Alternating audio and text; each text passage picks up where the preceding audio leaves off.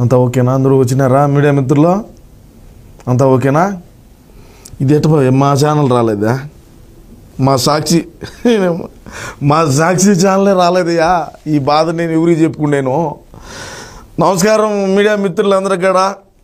అయ్యా, నేను ఈరోజు ఇదేడా ప్రెస్ మీట్ పెట్టడానికి కారణము నేను ఎంత బాధతో ఉన్నాననేది, నా బాధను రాష్ట్ర ప్రజలకు, మా వైఎస్ఆర్సీపీ కాంగ్రెస్ పార్టీ కార్యకర్తలకు, నాయకులకు విన్నవించుకునే ప్రయత్నంలోనే ఈ ప్రెస్ మీట్ అయితే పెట్టాను.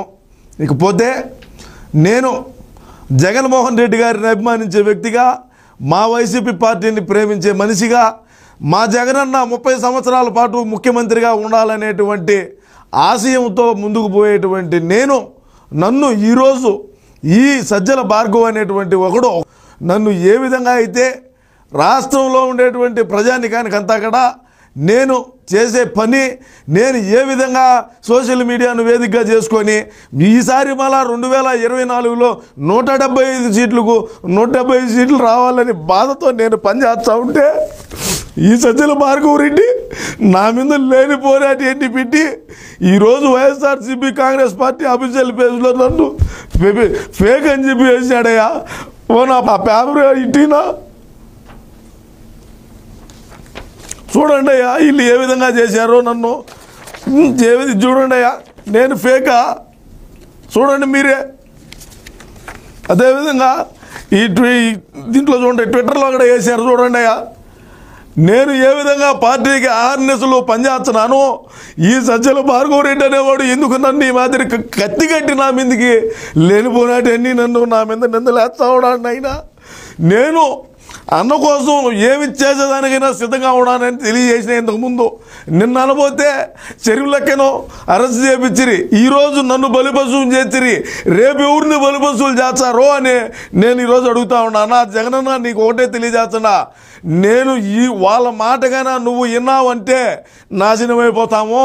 ఇప్పటికే పార్టీలో చాలా మంది పోయి ఉన్నారు, నీకు టికెట్ ఇస్తామన్నా కూడా మేము పోటీ చేయము అని చెప్పి చెప్తున్నారన్నా. మనకి ఎందుకు ఈ కర్మన్నా? అదేవిధంగా నన్ను ఎప్పుడైతే ఆ పేపర్ ఇట్టినా నన్ను 2021వ సంవత్సరంలో అంతర్జాతీయ ప్రధాన కార్యదర్శిగా నియమించినారు. నా చూడండి, మీరు చూసుకోండి ఒకసారి. అయ్యా తీసుకున్నారయ్యా, చూడండి నేను ఏ విధంగా పెద్ద ఆయనతో చూడండి ఫోటో.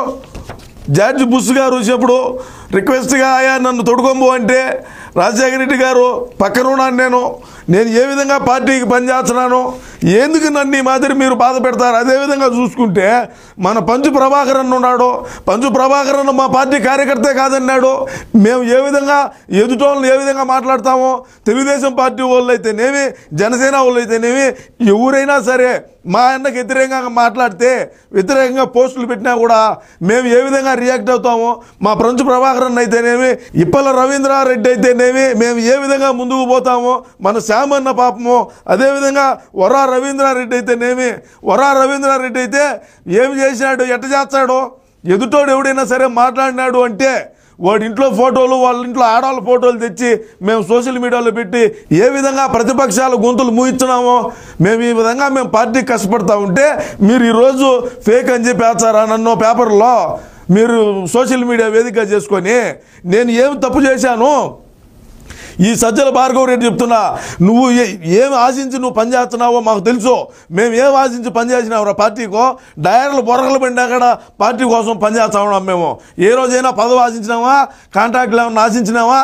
ఏమన్నా ఆశించినావా? పోనీ ఏం ఆశించకుండా కట్టుబట్టలతో వచ్చి బయటికి మేము ఆ రోజు పాదయాత్రలోనైతేనేమి, అదేవిధంగా శర్మిలక్కబడిగా ఏ విధంగా తిరిగినామో, ఏ విధంగా పార్టీకి పనిచేసినామో, పార్టీని ఏ విధంగా బలోపేతం చేసుకున్నామో, పాదయాత్రలో నువ్వు కానీ నీ నాయన కానీ ఒక్కరోజైనా తిరిగినారా?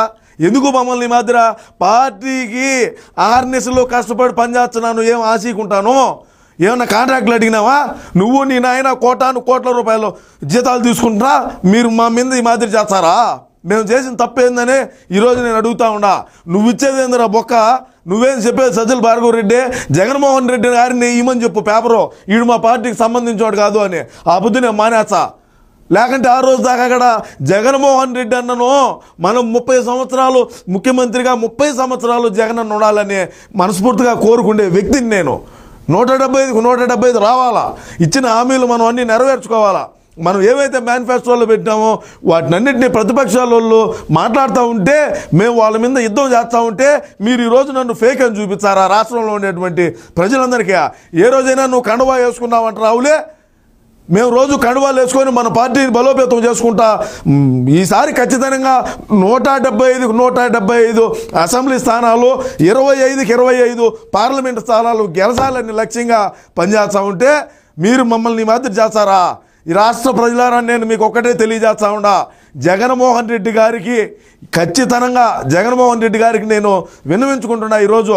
అన్నా జగనన్న, నీకు 2 చేతులు ఎత్తి నీకు దండం పెట్టి చెప్తా ఉన్నా, మీడియా సమక్షంలో ఆంధ్ర రాష్ట్రంలో ఉండేటువంటి ప్రజానికం అంతా కూడా చూస్తూ ఉంటారు. ఇది నేను ఏం చెప్తున్నానంటే, సజ్జల రామకృష్ణారెడ్డి ఓడి కొడుకు భార్గవ రెడ్డి నువ్వు నమ్మగాకు, నువ్వు నమ్మనే వద్దు. అసలు వాళ్ళు ఏ రోజైతే పక్కన పెడతామో ఆ రోజే మన పార్టీ ఇంకా బలోపేతం అయ్యి 30 సంవత్సరాల పాటు మనం అధికారంలో ఉంటాము. నీకు ఇదే తెలియజేస్తున్నా. ఓడిని పక్కన పెట్టు. ఎమ్మెల్యేలు పోతారో, ఎంపీలు పోతారో, మంత్రులు చేసే వాళ్ళు పోతారో, ఎందుకు పోతారో మన పార్టీ నుంచా? ఈ ఊరి నుంచి ఆ ఊరికి మారుస్తున్నాము, ఎట్టెట్నో పడుతున్నాము. మీరు చేసే ఆలోచనలు మీరు చేస్తున్నారు, మా ప్రయత్నం మేము చేస్తున్నాము. ఇన్ని చేస్తూ ఉంటే నన్ను ఫేక్ అంటారు. వీళ్ళకి ఊరికే పోదో నా పాపం నా ఉసురు కొట్టుకుంటుంది వీళ్ళకు అని తెలియజేసుకుంటూ, అయ్యా మీడియా మిత్రులారా, మీకు అందరికి కూడా చెప్తా ఉన్నా నేను, ఇది దయచేసి దీన్ని మాత్రం అందరూ కూడా టెలికాస్ట్ చేసి రాష్ట్రంలో ఉండే ప్రజానీకానికి తెలియజేసి మా ఎన్నదాకా చేరేట్టుగా చూడండి అని తెలియజేసుకుంటూ మీకు అందరికీ కూడా నమస్కారం చెప్తున్నా. మీరందరూ మీడియా మిత్రులు వచ్చిన దానికి నేను పిలుచుని రావడం నాకు ఎంతో సంతోషంగా ఉన్నది. నన్ను ఇదే వాటిని ఆశీర్వదించారు రాష్ట్రంలో ఉండేటువంటి ప్రజలను తెలియజేసుకుంటూ, అయ్యా నమస్కారం. ఇలాంటి మరిన్ని అప్డేట్స్ కోసం Day 24/7 న్యూస్ ఛానల్ని సబ్స్క్రైబ్ చేసుకోండి.